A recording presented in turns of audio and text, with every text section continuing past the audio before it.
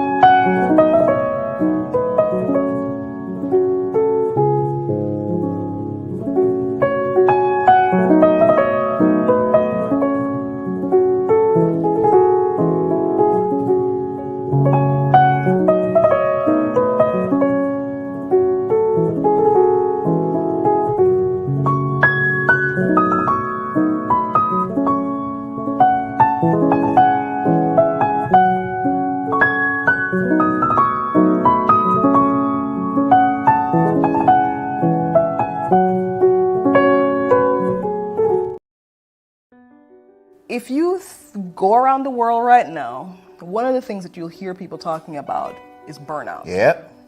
A real thing, right? Nobody is arguing that burnout is a real phenomenon that's happening to a lot of us. And when we're talking about burnout, we're not talking about just, I'm regular tired. We're talking about what we've been talking about since the beginning of the module. I am emotionally, mentally, physically exhausted. Come on, let me ask you a quick question. Do you realize, have you guys heard the amount of people that's walking off of their job in the United States? Absolutely. All right.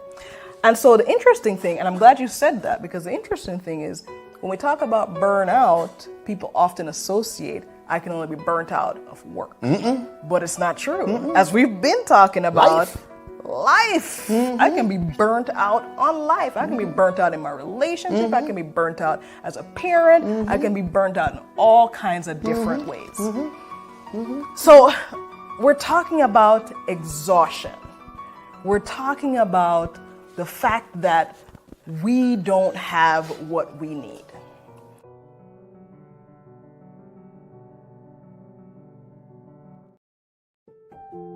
You and I were created to be stewards, to take care of God's planet, not to till, not to work, not to kill ourselves. I challenge you, you're not here to provide roof and clothes and food. That's not what you're here for. As a matter of fact, Jesus in Matthew chapter 6 says, the pagans do that. Jesus says non-believers chase after clothes and food. And Jesus says your heavenly Father knows you need that stuff. And Jesus says, take a break. Look at the birds of the sky. Look at the lily of the valley. Jesus said, look at them, how beautiful they are. They don't go shopping.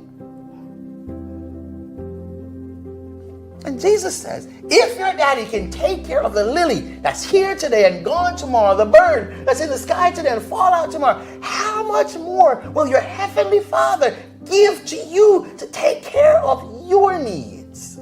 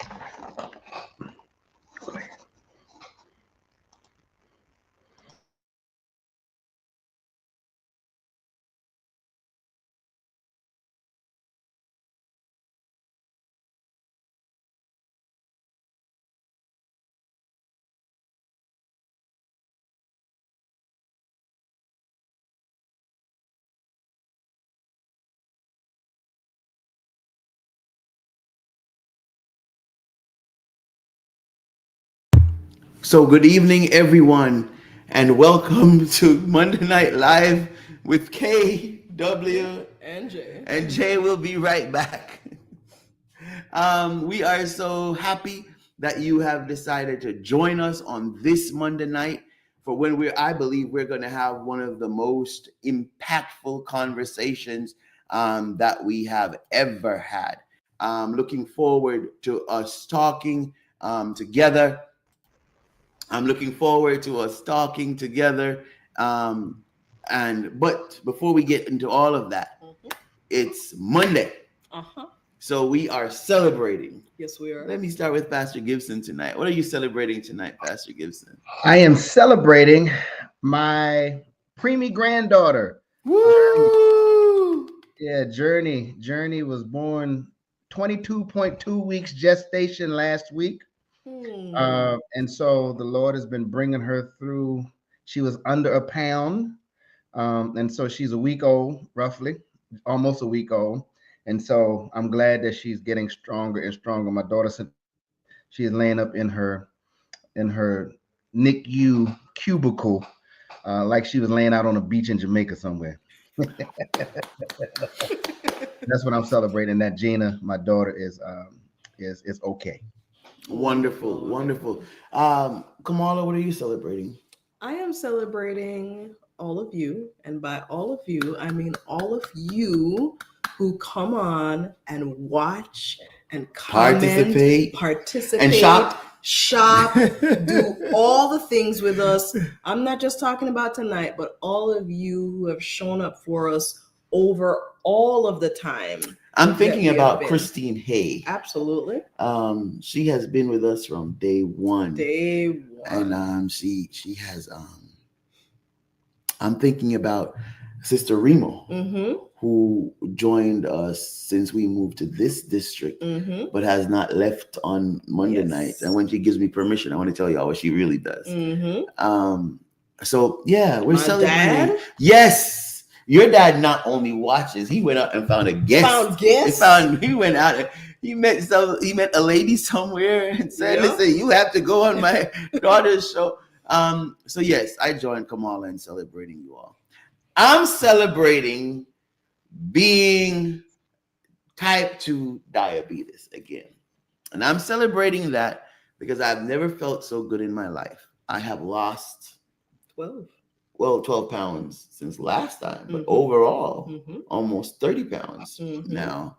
I feel like I am young and refreshed, and so I'm genuinely celebrating the goodness of God, His mercy, His grace, and can I tell you? Can I just say it? The Seventh-day Adventist Church. Why not? Because it's in this church that I learned some stuff that I don't always practice. Didn't. Oh, well, I still got some stuff to work on when it relates to my health. And I'm just praise God for that. So welcome. We're really happy that you're here. And tonight we're going to have a great conversation. What is it that we do on Monday night? Well, before we get right there, I would love to hear from you guys in the comments. Look at Brother Thomas. Elder Thomas. What do you mean by brother? Elder Thomas. Away from Brayton. Elder Thomas. Sir. Welcome. You are the reason why I'm married to this woman. Yes. All of you in Brayton. Yes. I love it. Guys, I want to hear from you all. What are you celebrating? Yes. On this Monday night? Yes. I see you with the blessings, Elder Thomas. I need to hear some more specifics. But guys, thank you so much for always being here as we're waiting to hear from you in the comments. Yes, absolutely. Shameless plug as usual. I'm going to always tell you to go on to www.kwministries.net/shop. Right at the bottom of your screen, right there. If you navigate there, you won't miss us because we'll be there too. And what we're doing here on Monday nights is to use a phrase from back home in Jamaica. We are keeping shop, y'all. We want you to come on down to the shop, go browsing around just like you would in the department store. I know everybody's getting ready for Christmas and all that jazz. Some of you online shop. Sometimes you like to physically shop. However you do it, guess what? We've got a store for you too. So it's come on over. Extended Cyber Monday. Hello. So shop, y'all. We got lots of great stuff in our store. We're not just saying it because it's our stuff. We're saying it because it's been life-changing for us. It's been life-changing for other people. And now it can be life-changing for you. I love it. I love my salesperson. I love it. I love it. I love it. So we're excited again. We're excited to be here on tonight.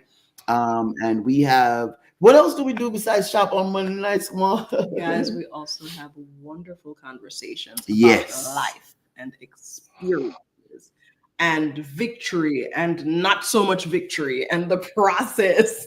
We have conversations about what things we are going through, what things we have gone through, and things that we might go through in the future. We try just to have honest conversations with people about different topics. We've talked the gamut, depression to cancer to grief and loss, to the elections. We've run the gamut of all the different experiences that we all share. And what we figured out is that the more we talk about our experiences, the more we know that we can relate to each other. And so we just want to have a relatable conversation with you tonight, as always. We want to have a relatable conversation with you about resilience. And we have an expert who is actively trying to come on as we speak, to talk with us. He teaches resilience. And I think resilience is so important. And so as we wait for him to come, why don't you just go call your neighbor, call your friend, call someone, call a young person, call somebody who's going through something, and tell, well, here he is now. He's here. He's here now. So we're going to give him a second to get settled in, and then we're going to bring him in. While you're calling your neighbors and friends. Yes, still call your neighbors and friends. Because here's Mr. Chaplain Sackett, Pastor Sackett, teaches resilience. Mm-hmm. We had him on a few weeks ago, if you remember, with John, as we talked about post-election blue, when Jimmy abandoned us for a cruise. You remember? You ever heard fox calling grape sour, Jimmy? I feel like Jimmy was celebrating that. I was celebrating on that. I was the ship's name was Celebration. The ship's name was Celebration. So you were celebrating every day. And so we're going to bring in Chaplain Pastor Sackett as we get ready to have this conversation. Pastor Sackett, are you there? I am here. You're here. We're not seeing you. We're hearing you clearly. Okay. We want to see you too. I probably have to find out. This is a new platform for me, so I probably have to find out where to give it permission to use my camera. Ah, there you go. Do you know where to do that? Let me bring Miss Anna Kay in here. So we're having technical difficulties that we're going to take care of right here online. All right. Anna Kay, can you help us?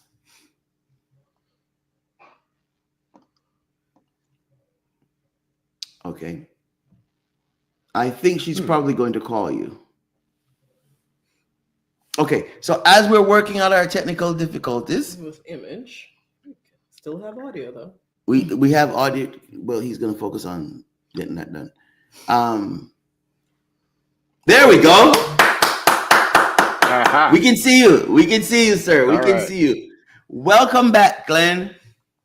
Thank you. Good to be here. We're very happy to have you. You didn't meet Pastor Gibson last time. Pastor Gibson was our guest one night and just decided he wasn't leaving. So I'm a squatter. I'm a squatter.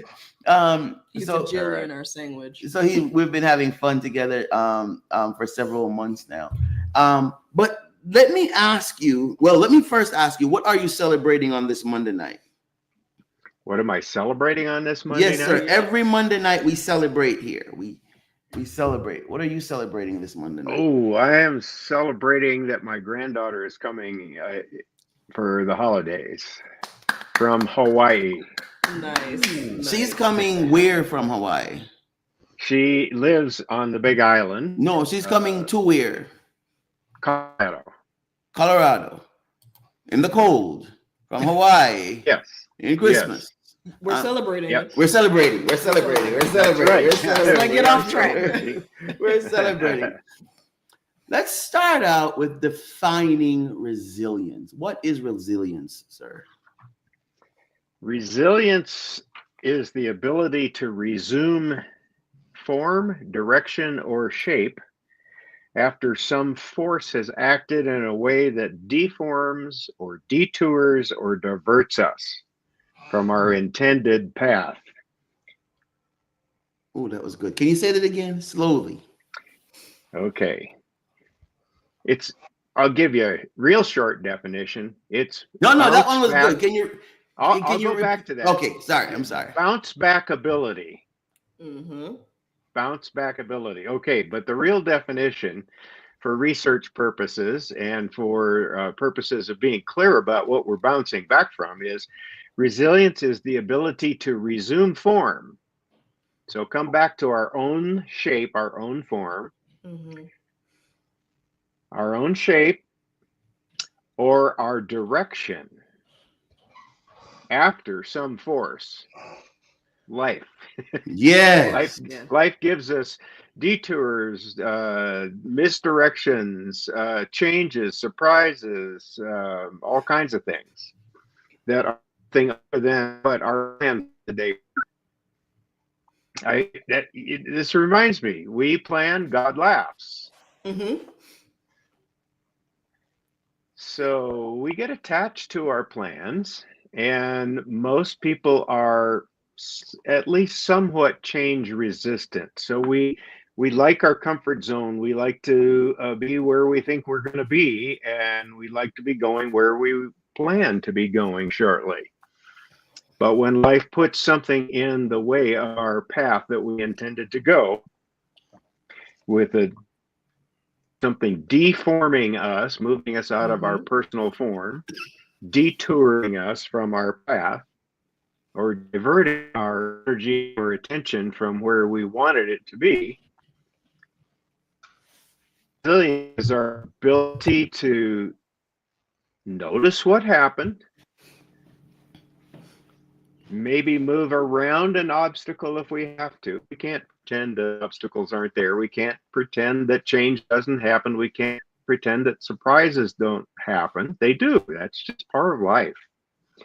So resilience is our capacity to recognize what happened, but not be permanently detoured by it, but to find our way back to our own path, the path of our choosing, the path that we intend to be on. I tell you something that really just jumped out at me. There are a lot of things that jumped out at me from your definition, but one of the things that jumped out at me is the use of the word force, because it suggests that the thing that has occurred is something that has so much impact that it has the ability you're experiencing right now. Exactly, right? Yeah. I really appreciate it, because I think oftentimes when we talk about resilience and we talk about this ability to bounce back, we don't do it while still acknowledging the force of the thing that we are bouncing back from. Yes, it's real. Yeah. There is a great difference between resilience and toxic positivity. Let's talk about that. What do we mean? Toxic positivity is like, I'm wearing a shirt that says good vibes only. And so that means that I only want to see what's good, but life gives us whatever it gives us. And people who tend not to know what is actually happening that's making life difficult, which reminds me, by the way, of one of my favorite books, Scott Peck's book, The Road Less Traveled, which sentence number 1 says, life is difficult.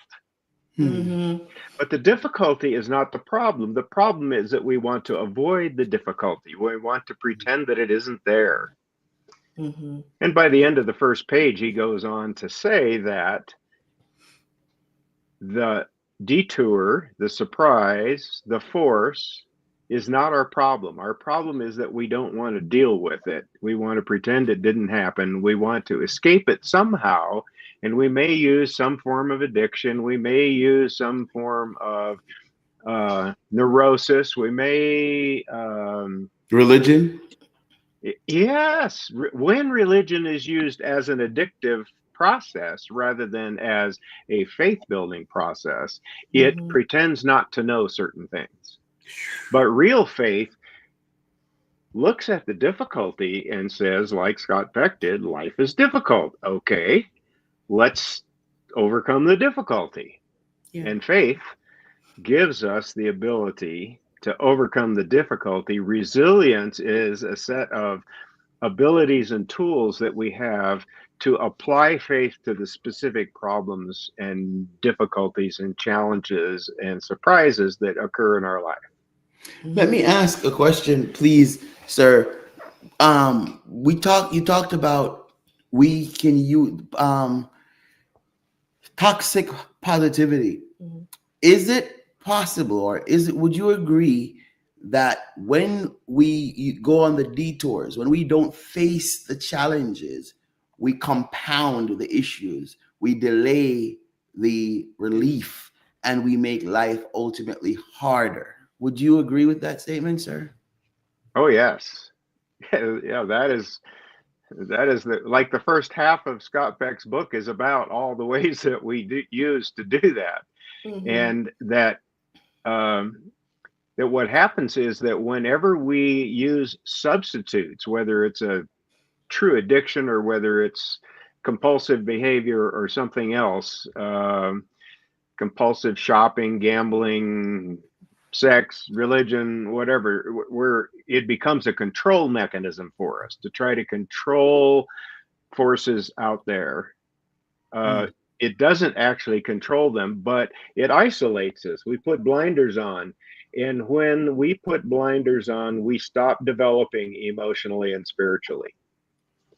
And that's a classic understanding of what happens with addiction, is that the moment a person starts, say, drinking alcohol for the purpose of being intoxicated rather than just for the taste, or, to be celebrating a birthday or 4th of July or whatever, when they start doing it for the purpose of Numbing, yes, anesthesia from life's difficulties, from that moment on, emotional development slows or stops. And so however long we go on with that kind of process, we are starting to develop a slowed emotional development. We don't learn the things that people our age should learn about relationships and how to overcome difficulty and how to navigate the surprises and changes in life. So when a person comes to the point of their life has fallen apart so much that they are ready to get treatment, they're ready to recover from that, that's great.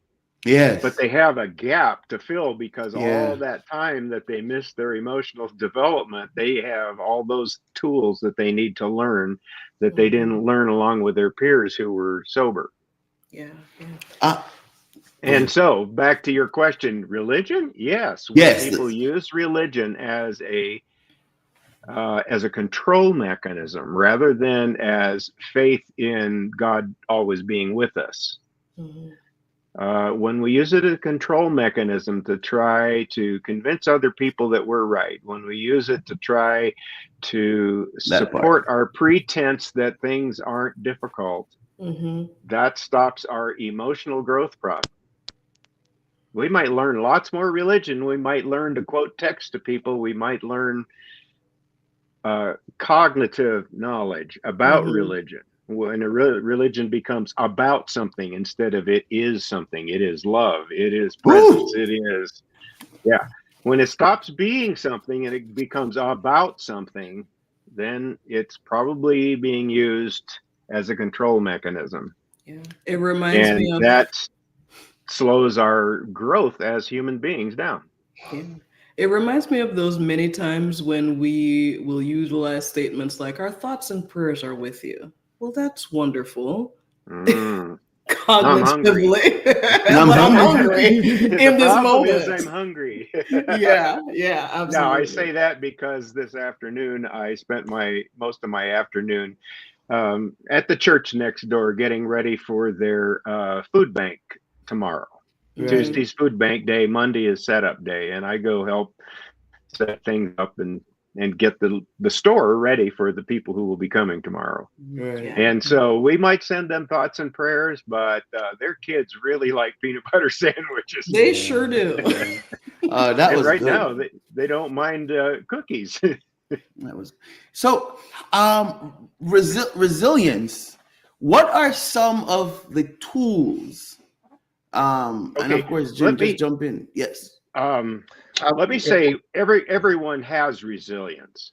Okay. We're all born with a certain amount. And the term for that, when we use research language, resiliency with a Y, is the resiliency that we're born with that comes from our families to us. And that varies from family to family and situation to situation. But we all have some. Right.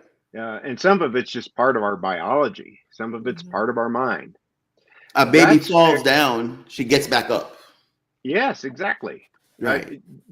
Children have to be taught by their environment or by actual teaching to stop being resilient because they naturally have it to begin with. Ooh, hold on. Hashtag that. Children, that's not what I thought it was going to say. Children has to be taught by their natural environment or actual teaching not to be resilient. They naturally have it. Unpack that. Okay. Child falls down. If the parent or whoever is taking care of them at the time makes too big a fuss about whatever little bruise or bump they got, and poor you and all of that kind of thing, and lets them stay down, they're teaching them not to be resilient. If the parent stands back and watches, connects emotionally, but lets the child direct what's going to happen next, the child will stop crying, will roll over and get up and start walking again. We're horrible parents. I'm just gonna say it. Now- Horrible parents. No, Okay. you can't love a child too much, but you can protect a child too much from life's challenges. Now, would that be in terms of Erickson's stages of development? Yeah. Is that in the beginning, that trust and mistrust segment of the stages of development, that's where that resiliency is built up in that stage? Yes. And it's fascinating how that correlates with our relationship with God. If as a parent we are present with our child, but we allow them to overcome the obstacle, our presence with them will never be forgotten. I remember I was 8 years old. We lived in the country in Wisconsin on a dirt road, which at the moment was a totally mud road, undrivable because we were in several days of rainstorms, and they were rebuilding the road, and it was just a mess. So we had to park at a neighbor's place and walk across the field toward our house, about a half a mile, quarter mile, half mile, through the fields, pasture. My dad's walking next to me. He's holding my hand. My hand is in my dad's hand. Every time the lightning flashes, we can see the trees where our house is. And so, my dad's saying, "Oh, there it is. Yep, we're going the right direction." Or, "Oh, we're a little off. Now we need to turn to the right and go because there's the house. It's in those trees." In that experience, I have this total sense of my dad's presence. He cannot stop the rain. He can't stop the lightning. He makes use of the lightning as part of our wayfinding and teaches me to do it in the process. Without trying to teach me, it just happens. Yeah. So I still have to walk in the mud. I still have to be in the rainstorm. I still am seeing the lightning. I'm hearing and feeling the thunder. But that becomes the beginning of a lifelong fascination with storms and an interest in watching lightning and counting the time till the thunder comes and photographing lightning and all that kind of stuff. Yeah. And it all began with that experience of Dad's just solid presence with me, Mm. even though he couldn't stop the storm. Let me ask you something, That was Pastor good. Sackett. So, kind of based on the experience that you shared and what you shared about children have this resiliency that's kind of innate within them. How did we get from the place of having this innate resilience to being in this culture that almost at Toxic this point facility. overemphasizes, oh my gosh, we're not resilient, we need to learn how to be resilient? How did we lose track of this Natural ability? innate ability. Great question. I probably have about 10 or 12 great spiritual teachers in my life. I've had a lot of people I've learned little bits from, but I've got about 10 or 12 people that I learned a lot from. And one was Dan Tacchini. Dan was a former NFL player, former cocaine addict who got sober from his cocaine addiction. And he went through a intensive training called LifeSpring. In LifeSpring, he learned a lot of life principles. But in his becoming sober, he also became a more true Christian. I think he was raised in a Christian background, but it didn't mean anything. It was just there. But in his sobriety, he came to understand how important it was, and he got serious about it and started studying. And he went to the LifeSpring people. He says, the principles you teach are great, but they actually would be better taught using a biblical background and the authority of the Bible. Would you allow me to modify your program and put it on a biblical basis? And they said, yeah, we don't get those people anyway, so yeah, go ahead. Because it was a secular organization. Right. So he put the biblical foundation of life's principles underneath some of the language and the teachings and the educational methodology of LifeSpring, and changed, he gave it a new name. Breakthrough training. And he wrote a book. The name of the book was Killing the Victim Before the Victim Kills You. Mm. There's a long title for a book. Killing the Victim Before the Victim Kills You. Mm-hmm. It's a long way to say, but I like to show how I learn things, because this stuff wasn't just dumped into my head. Right. I learned things by being around the right people at the right time and by digging in and learning more. His principle behind the title is America has developed a culture of victimhood. Mm-hmm. Mm-hmm. And in the culture of victimhood, we have excused some people from growing and developing and performing because they've been identified as a victim of something. Mm-hmm. Now, it is true that people who have really been victimized by something will be set back, but it doesn't have to be permanent. Right. And if we don't overindulge those people, like the little children learning to walk, if we don't overindulge them, they'll pick themselves up, they'll look around, they'll figure out, okay, what step do I take next? And they'll do it. But in the culture of elevating victimhood and using it even when something may not truly have victimized them, we have developed an attitude in our culture that if somebody's been disadvantaged or had something bad happen to them, we'll make excuses from then on. Which stops their growth.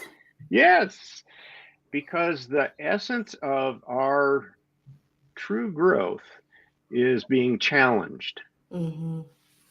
It is, the child has the challenge learning to walk and stand on 2 feet. But then once they do that, they're going to start moving faster on 2 feet, and they're going to encounter obstacles, and they got to figure out whether to go around or over or under. And it is that constant bumping up against obstacles and finding out how to get around or through or over that obstacle rather than going away from it or giving up. That's how we grow. That's how we learn. That's the reason they give us tests in school, is because it's an obstacle in our way to graduation. And we have to overcome it by studying or listening really well. And my two kids were different. One could listen really well in class and get everything and remember it and ace the test. The other one had to study also. But each one of them figured out what they had to do to pass. Yeah, yeah. And that's different for each of us. I mean, what it is that challenges us, what stops us, what is in the way, what we have to overcome is somewhat individual. We all have tests, but what we have to do to prepare for that test is somewhat individual. Right. So let's talk about the tool. So your resilience, Pastor Sackett, is built up by continually trying to get through that situation. Yes. So it's not just because you've wearied that you stop, but even through the weariness, you continue to work through it. Yes. Now, you asked Winston, what are the tools? Or was it? Yes. Is it Kamala? Kamala, yes. Kamala. Okay. I had to learn to say Kamala instead of Kamala. Now I have to learn to say Kamala. Yes, because we each have names that might look like somebody else's, but they're ours. And it matters. So the tools, okay, we talked about resiliency, that inherited part that we all have. That never grows. We have that. But resilience with an E on the end is an equal amount of potential capacity, or even greater than equal in some, that we have room to develop in our lives to increase our total resilient capacity. Right. And so there are tools, not just dealing with the obstacles. That's part of it. But then there are tools that we can use to reduce the impact of surprises and obstacles on us. There are other tools that we can use to increase our energy to overcome them. There are tools that we can use to increase our focus on our purpose and our direction.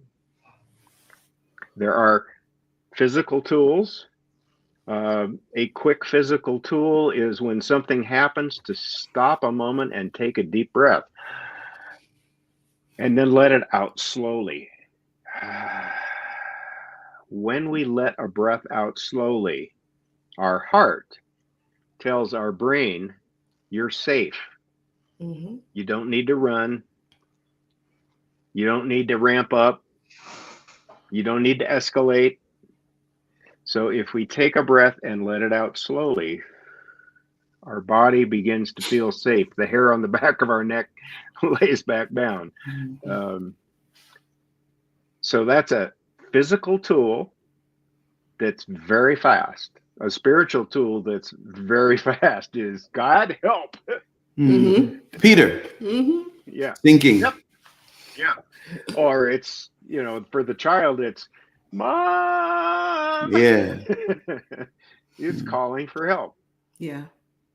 Spiritual relational tool, whether it's God, parent, and a mental tool that is also very quick is see how big the problem is and then shrink it down.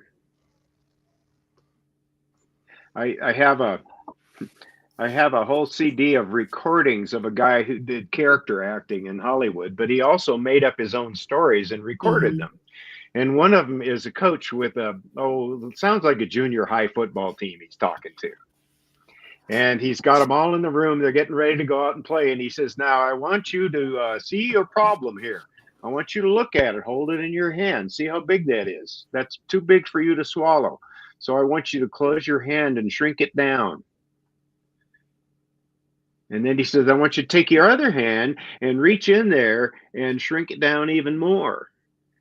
And I want you to shrink it down till it's the size of a ping pong ball. Now take your other hand and put it back in there and squeeze it down to the size of a marble.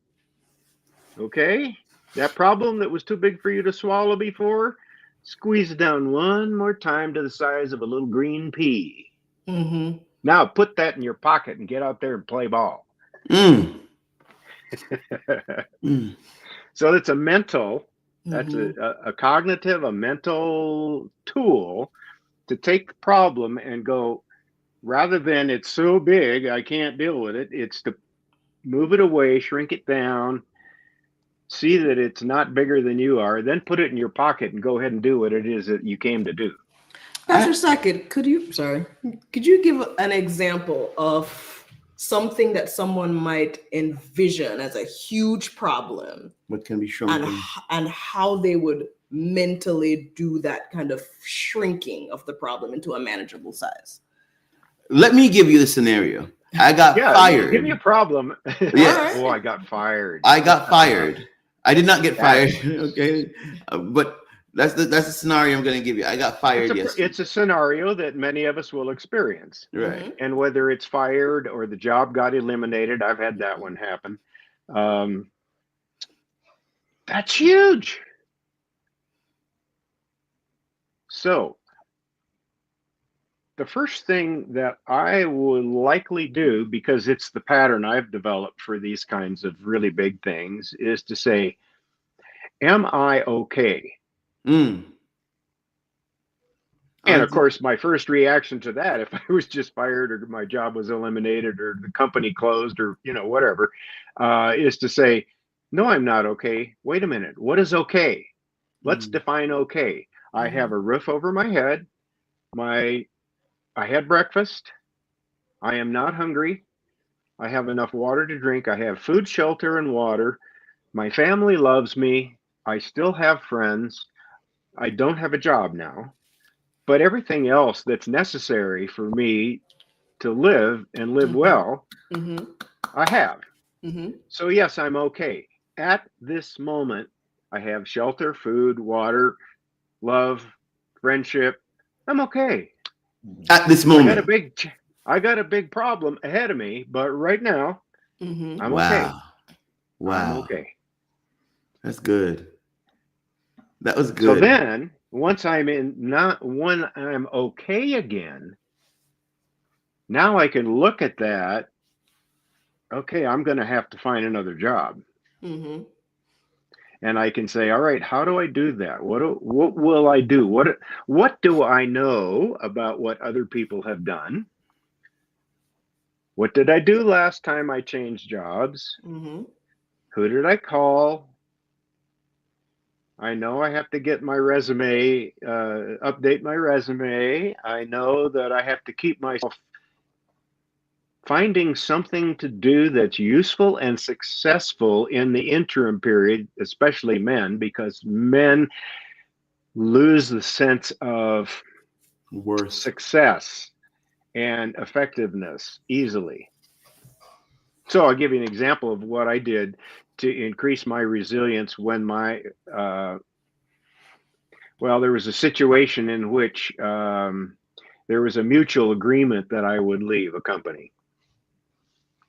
And it happened very fast. So it was like being fired, but it wasn't exactly. I said, from my experience and from what I've heard from others going through this experience, men really need to structure themselves to keep doing things that are useful and important and that give a sense of accomplishment and success. So I'm going to do the things like update my resume, call my friends, call my colleagues, reach out to the people, but I'm also going to do something that I just love to do, which is photography. And I'm going to assign myself to find one picture every day that is worthy of publishing. Now, this was way back at the beginning when we have computer life, when there weren't photo blogs. Blogs were just words. But there was one company that had started building in the capability of posting a photo along with the words. And so I signed up for that. I got it. And I went out every day in my morning walk and I I went until I found a picture was worthy of posting. I did that all through the months of job hunting. And it made a huge difference. Yeah. Because I had people writing back to me and talking to me in the neighborhood and around the community saying, wow, that was such a cool, where'd you get that picture? Where did you find that? And so it gave me a sense of Success. I'm still effective. I'm still contributing something to my community. As I didn't just check off a picture a day, but it kept building community around me. I want to ask you, I want to go back to the help piece when you cry out to God for help, or your baby Yeah. cry out to the parent for help.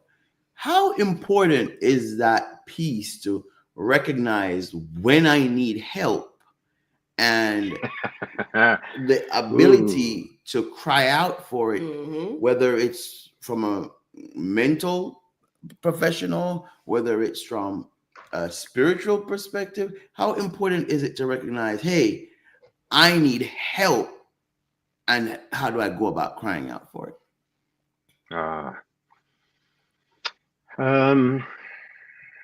Well, let's stay with that job scenario. What I lost immediately was my daily companions at work. So, realizing that what really fed my soul and my energy bank was relationships with people, I realized that going into isolation, which would naturally occur, it would not be a good thing. Right. And so, okay, I need help. Well, now I can ask for help. I can also go out into the neighborhood and the community and see what people need and help them.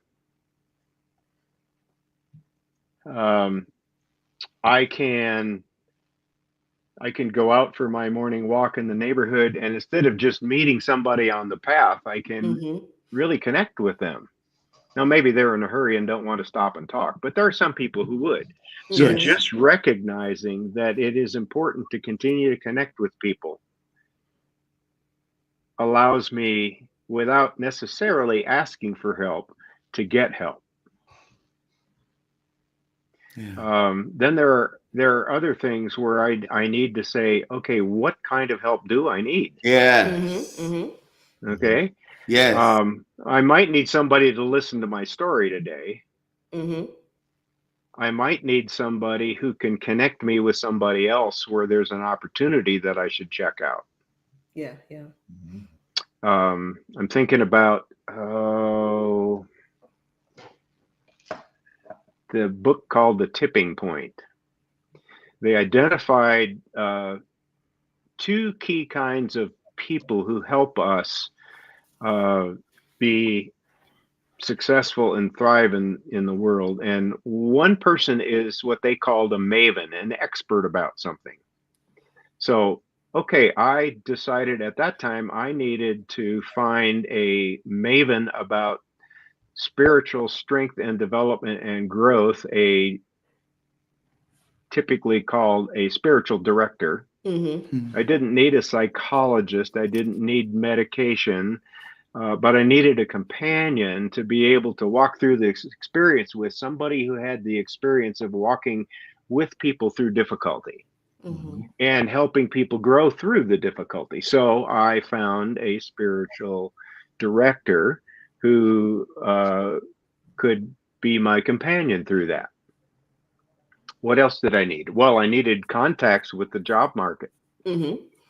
So I looked back into my memory and I thought, okay, who are all the recruiters from health agencies that I have interacted with as a manager? I can go back to them now and say, well, I'm in this for another reason right now, and you have great connections. So I'm going to let you know what's happening in my life. And interesting things begin to happen. And so instead of just randomly sending out resumes to blind alleys, I started very quickly getting leads and connections And, oh, do you know about this? Do you Mm-hmm. know they're starting a new something here? Have you talked to anybody there yet? Yeah, yeah. So, I think yeah. I think that is so important, and I want to follow up on that real quick. Come on, if you don't mind. Is the what kind of help do I need? Because so easily when things happen or things go awry, is we throw money at it. We throw money Mm. at it, and Mhm. that's the fixer for everything. But what I hear you say, and this is so crucial, Annika, can you highlight this? What kind of help do I need? So I don't Mhm. just need, I have to be aware that I need help, but then Mhm. what kind of help? Can you, and you talk through this like it's so easy because you teach it again, but can you help us again? Just go through this with us some more, processing how to get the responses as to what kind of help that we need. I just think that's just Oh, so important. okay. I'm going to refer to my my little booklet that I created for resilience workshops, Oh, nice. and How do on we get a page copy of one. that? Pardon? How do we get a copy? I will send you a PDF file for it. Okay. And so, Okay. and And then I'm anybody else who's listening can get it from you. okay. Is that all So right? if you're listening, hold Okay. on a second, Doc. If you're listening and you want this tool, this is so important as we go into 2025. It doesn't cost you anything. It's not costing us anything. No. Doc is providing this free for us. All you have to do is go to KWministries.net. KW Ministries. KW. It's right above your head there. I see it. Right here, right here. Yep, it's right there. There it is. Claim your prize. Everybody's a winner tonight.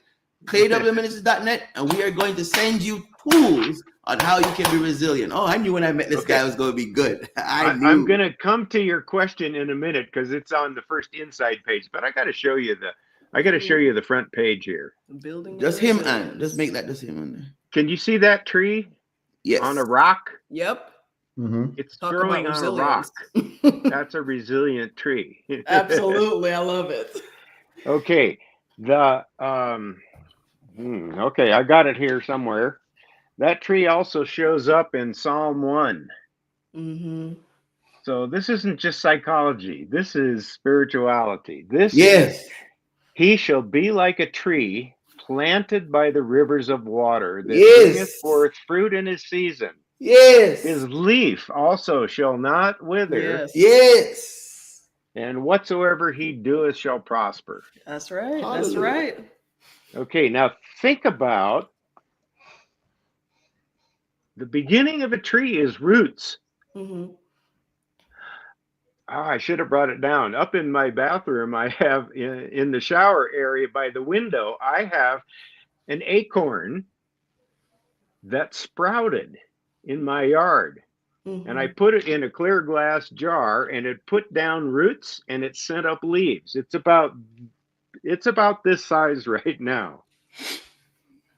Some squirrel dropped this acorn in my garden and it sprouted and I have this little tree. Well, the beginning is the roots coming out and going down.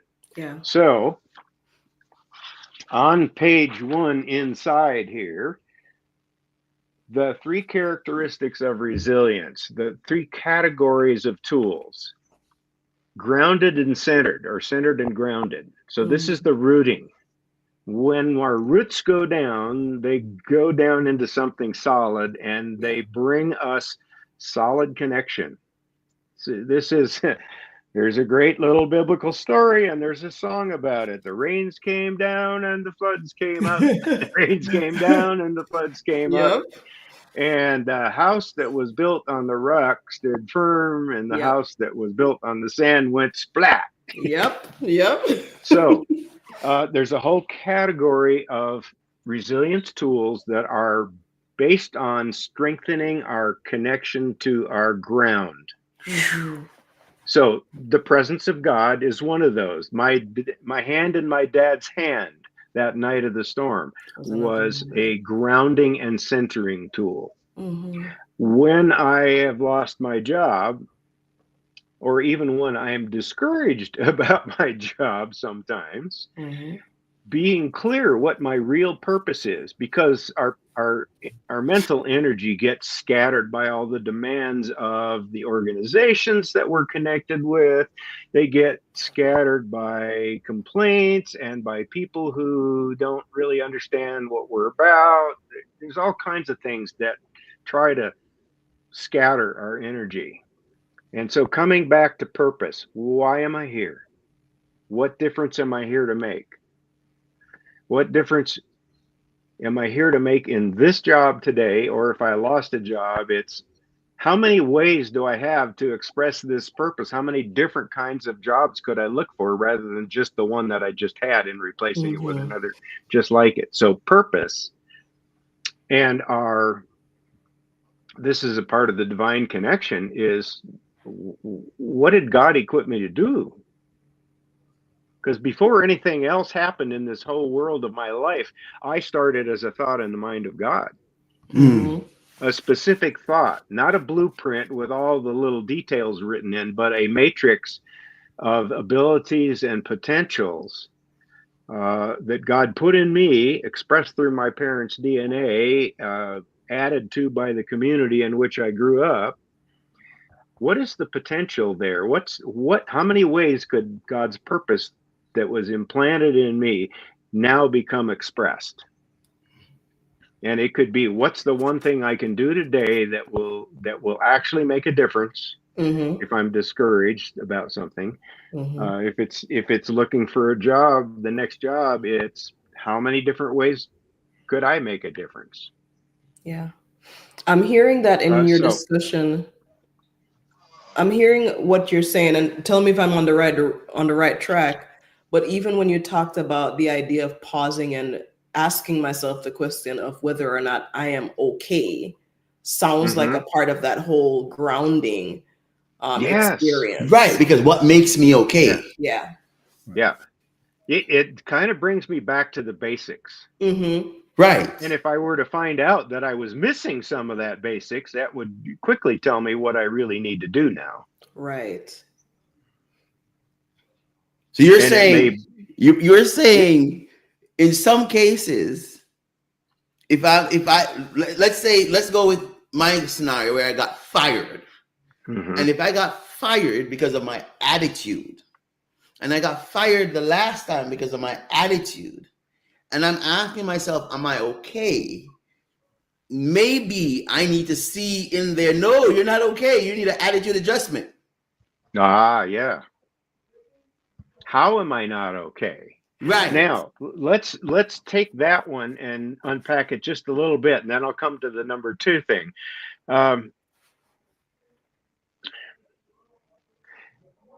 Being okay is not necessarily the right answer to the question, as you have just pointed out. Mm-hmm. There are ways in which I am okay, and there are ways in which I'm I'm not. not. Mm-hmm. And to not notice how I'm not okay is just as wrong as it is to not notice how I am okay. Mm-hmm. Mm-hmm. Because if I need an attitude adjustment, but I just go off on How do my I merry sign up for way, one of your classes? Listen, I need a class. Do you teach doing online classes? I want a class. I'm sorry. this is it. We're doing it. We are. So yes, this is another thing. Scott Peck being one of my great teachers, one of the things that he taught was um, he revised the idea of transactional analysis, which was the "I'm okay, you're okay" form of therapy 30 years, 40 years ago.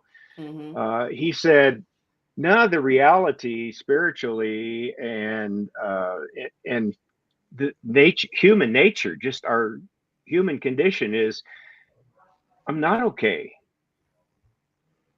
and you're not okay, but that's okay." Right. I'm not okay, you're not okay, but it's okay because we can move, we can learn, we can grow, we can do whatever we need to do to be more okay, but we'll Mm-hmm. never be totally okay all by ourselves in our own, you know. And so he actually Yeah. he rewrote the song on top of Old Smoky, and he said, "For we are all turkeys," when we were using the word turkey as the slam of the decade. Yeah. And he wrote the whole song so that we could just have fun saying, "I'm not okay, and you're not okay. We're all turkeys, but it's okay." That's part of being human. So Yeah. let's stop trying to be at the top of the ladder all the time, and let's just say, where are we? And that's okay. And then we can say, okay, what do we do next?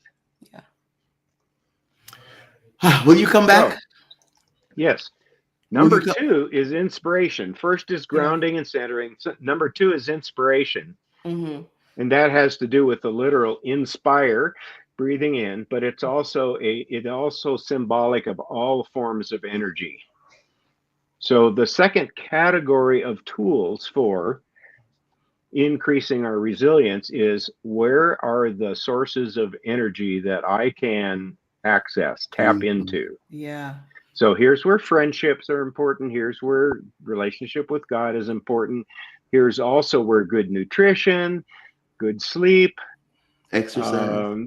exercise, all these health things that put us in the blue zone. These are all important because they bring us energy. There are kinds of people, and there are specific people that just lift our energy when we're in their presence. And so when we're facing difficulty, it's important for us to actually be intentional about spending time, making time to be with those people. Yeah. I imagine I it's knew in my also hospital building whose offices I wanted to walk by on my way to my office in the morning. That's that. good. That's good. Because if they were in their office and I saw their smile, my energy went up. If they were Going not on, in their office, I smiled because I know this person and she's cool. Yeah. And I'll see her sometime today and I know it'll be good. Yeah. So that's number 2 is inspiration, sources of energy. Number 3 is good boundaries, which is limiting the outflow of energy. I can do this much, but not everything. Yes. Oh, that's good. It's the inverse of Coach Wooden and Eleanor Roosevelt saying, you cannot do everything, but you can do something. And I think it was Eleanor Roosevelt who first said, at least the first credit I can find for saying, do not let what you cannot do interfere with what you can do. So by not letting that I can't do everything suck the energy out of me, I can look at what I can do and interact in that space, that arena, and I can be effective and my energy will go up. Pause. Doc, will you come back? Yes. You will? Good. Sure. What Anna, what's next? Ann, can you what's next week, Ann? Is it Christmas? Next week's not Christmas, is it? It's getting close. It's getting close. Yeah, next We're week. past the 15th. Next week will be Christmas. Not next Monday, but isn't Christmas. it powerful, Christine? It is powerful. This is life. This is life changing. And again, guys, we will send you his notes for free. He's giving this. People don't give out their notes like this. He's giving us his notes for free. Okay, so we have someone next. Annika, we have to get Doc back here as soon as we can. Well, Christine, you're late. You were late, but you can go back and watch it, and we're gonna have him back, and you can get his notes. All you have to do is go to kwministries.net/claim your prize. Doc, I knew this was going to be good when we were talking, and you said, I teach a class on resilience. So the next step, Doc, is you're in Colorado. So I know that's going to cost a pretty penny, but I need you here. I need you here for my church. I need you here. I need you here. Publicly. I'm publicly saying this. I need you here for my church. And so I want to know a date when you can come. And so we can do a Friday night, a Sabbath morning, and a Sabbath afternoon on resilience. We'll find that date. Thank you so very much. Thank you. We'll find it. Pastor Gibson, take the last word and we're done. Doc, I'm just soaking it all in. Really, it's rich, and thank you. And I look forward to the next time and to gain more tools on how to build my resiliency. Yeah. Thank you. Thanks so much. If it's Monday night, you're live with KW and Jay. Peace. Yay.